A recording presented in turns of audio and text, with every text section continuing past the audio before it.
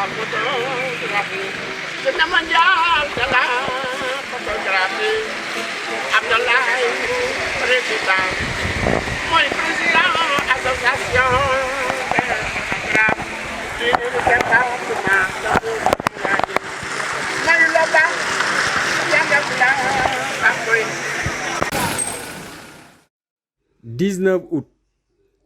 di bis bi nga xam ne si àdduna wërngal këpp ñu ngi ko jagleel lii di photographie ku wax photographie wax photographe loolu waral association des photographes du département de Mbour organiser benn exposition de photo fii ci xolu Mbour ci biir loolu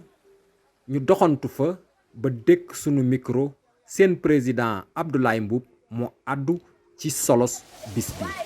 Bon asalaamaaleykum xam nga ne tey jii dañu jug pour célébrer journée mondiale de la photo journée mondiale boobu ñuy célébrer tey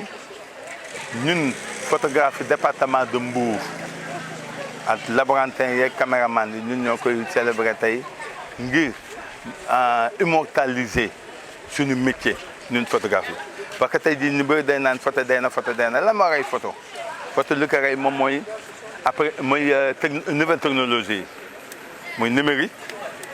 yi nga xam ne tey jii kenn talatul photo loolu si ay portable duñu ko indi pour ñu la koy sottil mais aussi amuñu benn soutien gouvernemental soutien bi nga xam ne moom la doon am mooy que ministère de l'artisanat li nga xam ne moom la génne woon pour muy 36 milliards pour jox ko photographie ba tey jii benn photographe jotu fi fii au niveau du département de Mbour juróom benn photographe si 158 photographes dont les 126 ont affilié ci association bi waaw ñooñu tey 6 personnes ñoo si jot waaw loolu nag moom la ñuy déplorer di wax ak le ministre de l'artisanat Amadou Ndiaye na ko photographie ci artisan lañ bokk ci artisanat lañ bokk c'est des artisans de premier plan waaw donc nag gëstu photographie waaw di delluwaat di wax ak le président Macky Sall nous sommes les témoins de l'histoire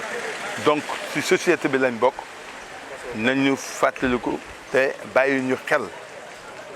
xam ne nous sommes des pères de famille nous sommes des responsables suñu doom yaa ngi ci école yi suñu doom yaa ngi jàng métier suñu doom yi tey jii ñëpp ngi taxawal parce que photographie kenn jàppale wu leen te il faut que ñu jàppale leen parce que c'est des citoyens à part entière. Bon li ñuy wax aussi di lancer benn appel si ñi nga xam ne ñoom ñooy les élus locaux du département de Mbour muy les maires le président conseil départemental waaw dama leen di wax ne nañ jàppale photographie pour métier photographe dundaat métier bi dafa nekk en voie de disparition ndax leen ay portable maire yu bëri dañuy am seen cellule de communication ay portable la ñuy filmer moom la ñuy photo waaw ça veut dire del ay portable di leen ko jox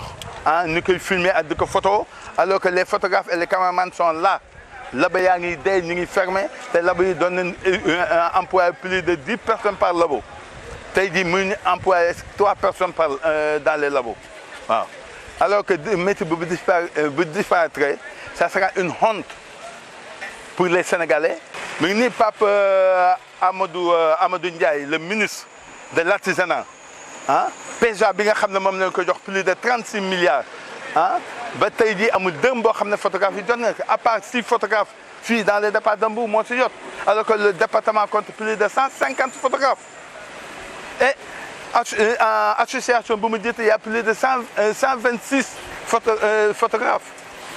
donc dañ leen di tàllal loxo en commençant par le président de la République pour mu jàppale photographe pour tamit li muy def dans les autres métiers ba ci jakartaman yi tamit mu gëstu photographie def ko si ñoom on en a vraiment besoin merci beaucoup